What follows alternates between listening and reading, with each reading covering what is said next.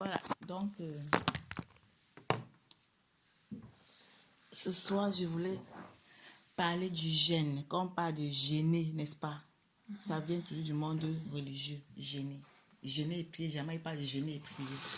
Et aussi chez les musulmans, ils jeûnent. Je crois que dans toutes les religions, les gens jeûnent. Et même individuellement, les gens jeûnent. Mais en réalité, quand on regarde ce jeûne-là, quand on observe partout, quel que soit le milieu dans lequel il parle du jeûne, et il pratique le jeûne et la prière, il s'agit de l'abstention à l'alimentation culinaire.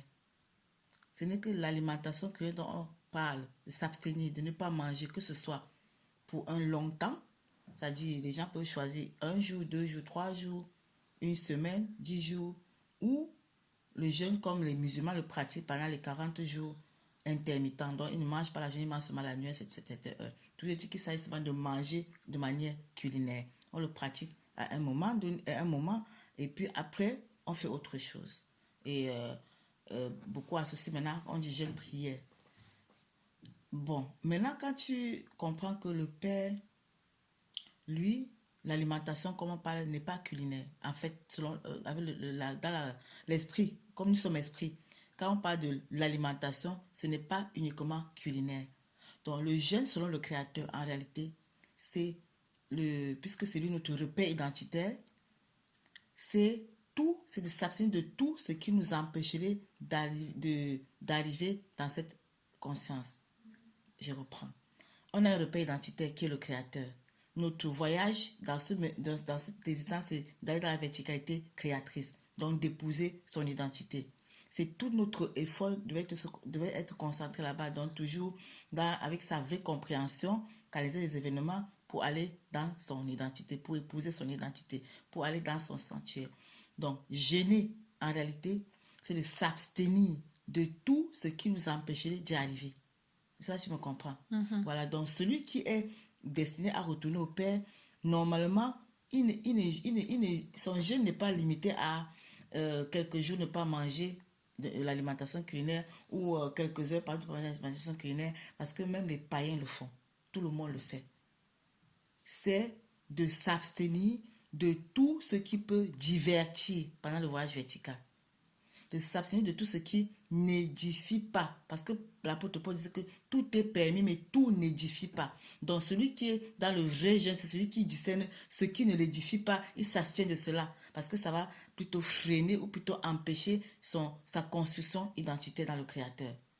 Tu vois. Donc quand on est conscient de son repère, on peut facilement discerner ce qui distrait, ce qui empêcherait, ce qui freinerait, et on s'abstient.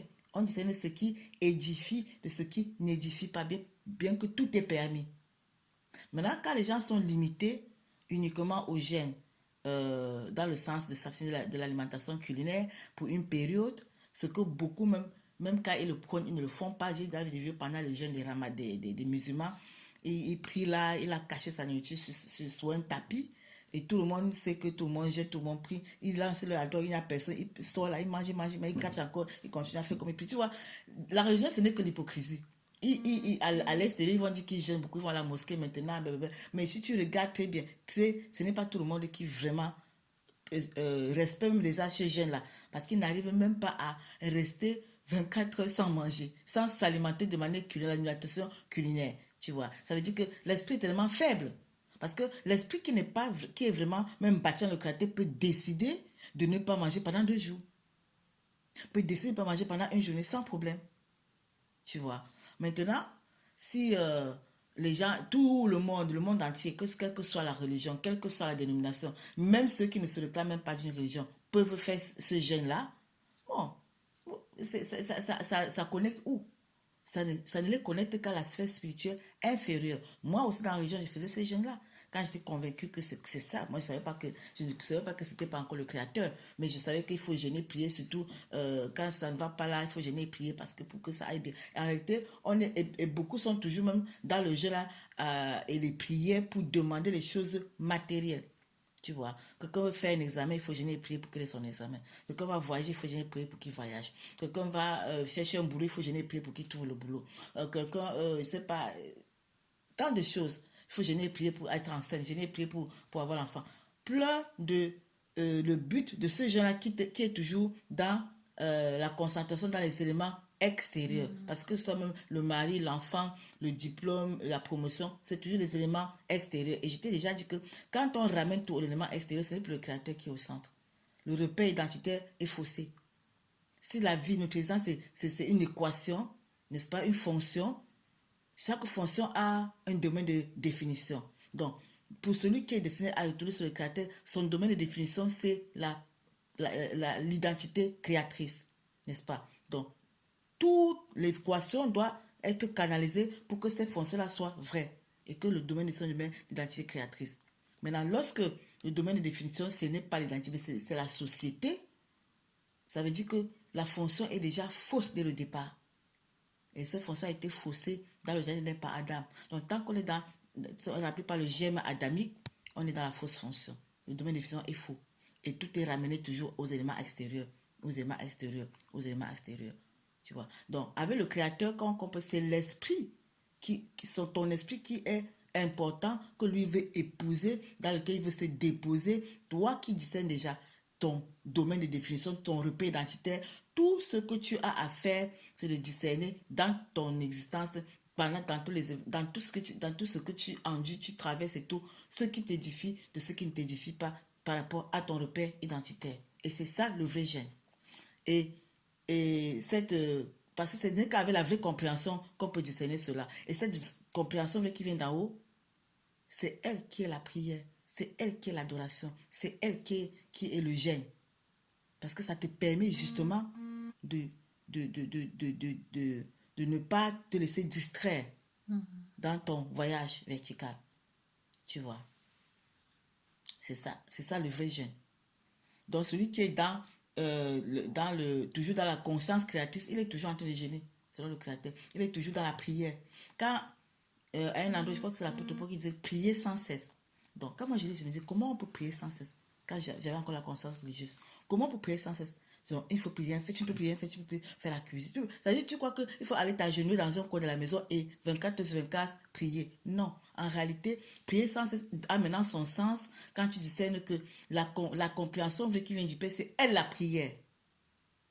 Donc, à chaque fois que c'est avec cette compréhension que tu analyses les éléments, que tu canalises les éléments, que tu fonctionnes dans ton quotidien, tu es toujours en prière, tu es toujours en adoration.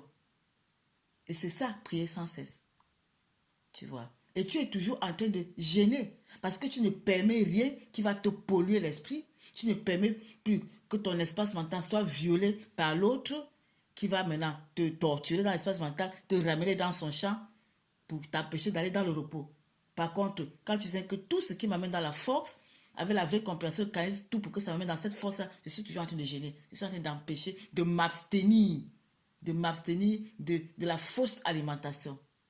C'est ça. Parce que l'alimentation culinaire pour le physiologique, pour la chair, elle est bonne pour le physiologique, pour la chair. Mais ce n'est pas que ça. Nous ne sommes pas que physiologiques. Maintenant, si je dis que je m'abstiens seulement de ça, mais pendant ce temps, mon esprit est même en train de se balader encore, toujours dans le champ cosmique, dans tous en train de compter seulement l'argent, d'être dans la concurrence, dans la cupidité, dans l'adultère et tout le reste. Même pendant que je dis que je ne mange pas pendant une semaine, mais tu n'es alimenté que par la sphère spirituelle inférieure qui ne t'amène nulle part dans le repère du Créateur.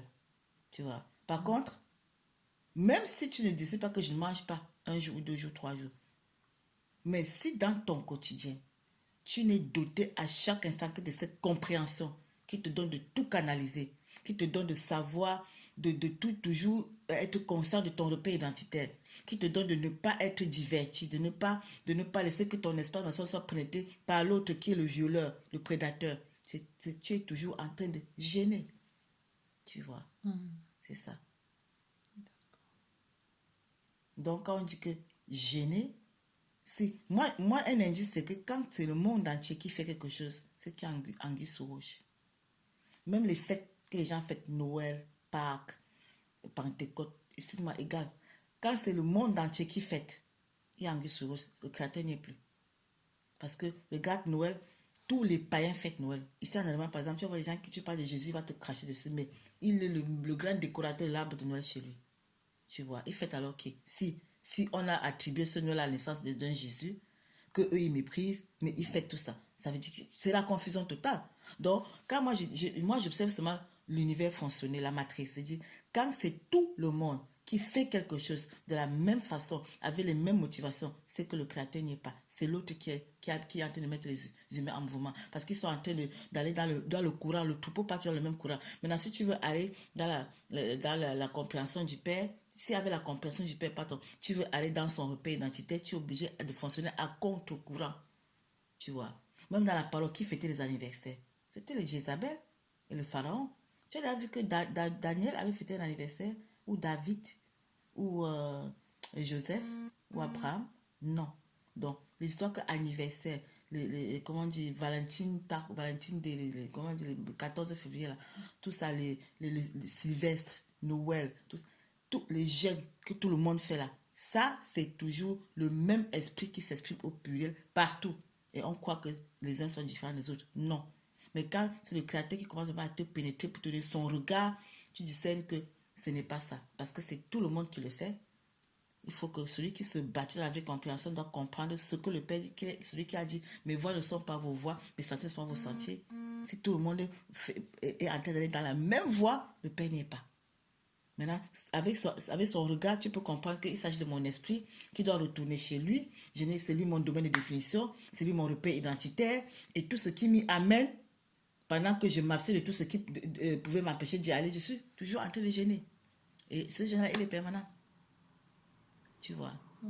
Et tu es toujours aussi en prière, tu es toujours aussi en adoration, tu es toujours aussi dans la louange.